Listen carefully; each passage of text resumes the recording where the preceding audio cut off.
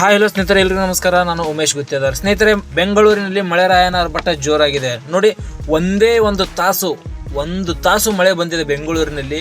ಒಂದು ತಾಸು ಮಳೆ ಬಂದರೆ ಬೆಂಗಳೂರಿನಲ್ಲಿ ಎಲ್ಲಿ ಬೇಕಂದ್ರಲ್ಲಿ ಕೂಡ ಟ್ರಾಫಿಕ್ ಜಾಮ್ ಮತ್ತು ಎಲ್ಲಿ ಅಂಡರ್ಗ್ರೌಂಡ್ ಇರುತ್ತೆ ಎಲ್ಲ ರೋಡಲ್ಲಿ ಕೂಡ ನೀರು ತುಂಬಿ ಹರಿತಾ ಇದೆ. ಸೊ ಅದರಿಂದ ಎಲ್ಲ ಕಡೆ ಟ್ರಾಫಿಕ್ ಜಾಮ್ ಕೂಡ ಆಗ್ತಾ ಇದೆ ಸ್ನೇಹಿತರೆ.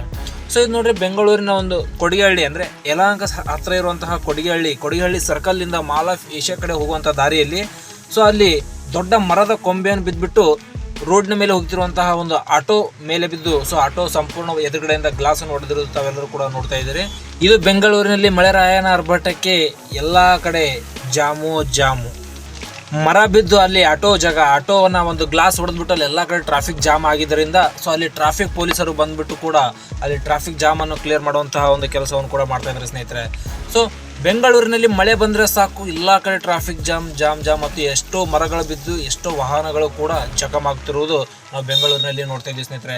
ಸೊ ಇದರ ಹಿಂದಿನ ದಿನಗಳಲ್ಲಿ ಕೂಡ ಒಂದು ಜೋರಾಗಿ ಮಳೆ ಬಂದು ಸೊ ಎಲ್ಲ ಕಡೆ ವಾಹನಗಳು ಜಖಮ್ ಆಗಿರೋದು ನಾವೆಲ್ಲರೂ ನೋಡಿದ್ದೀವಿ.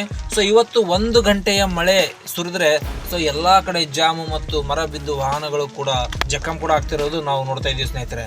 ಬೆಂಗಳೂರಿನಲ್ಲಿ ಈ ಥರ ಒಂದು ವಾತಾವರಣ ಸದ್ಯಕ್ಕೆ ಇದೆ ಸ್ನೇಹಿತರೆ. ಇಂಥ ಒಂದು ವಾತಾವರಣ ಬೆಂಗಳೂರಿನಲ್ಲಿದೆ. ಸೊ ಹಾಗಾಗಿ ಯಾರು ಮರದ ಕೆಳಗಡೆ ನಿಲ್ಬೇಡಿ ಮತ್ತು ಮರದ ಕೆಳಗಡೆ ತಮ್ಮ ವಾಹನಗಳನ್ನು ಕೂಡ ನಿಲ್ಲಿಸ್ಬೇಡಿ. ಯಾಕಂದರೆ ಮೋಡ ಇನ್ನೂ ಜಾಸ್ತಿ ಇದೆ. ಸೊ ಹಾಗೆ ಮಳೆ ಬರುವಂತಹ ಸಿಚುವೇಶನ್ ಕೂಡ ಇದೆ. ಸೊ ಜಾಸ್ತಿ ಮಳೆ ಬಂದು ಮತ್ತು ಗಾಳಿ ಬಿಟ್ಟು ಮರಗಳನ್ನು ಮುರಿದು ವಾಹನದ ಮೇಲೆ ಬಿದ್ದರೆ ವಾಹನಗಳು ಕೂಡ ಜಖಮ್ ಆಗುತ್ತೆ. ಸೊ ಎಚ್ಚರದಿಂದ ಇರಿ.